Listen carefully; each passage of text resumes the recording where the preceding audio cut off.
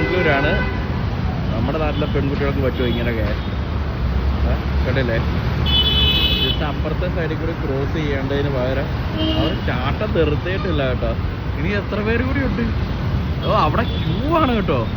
ഈ ഒരു gang full ചാടി വന്നതാണ് കേട്ടോ. ഇനിയുണ്ട് നോക്ക്.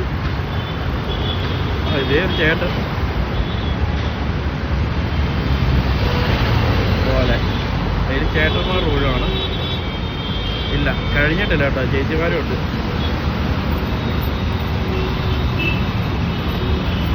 സംഭവം നൈസായിട്ടുണ്ടല്ലേ?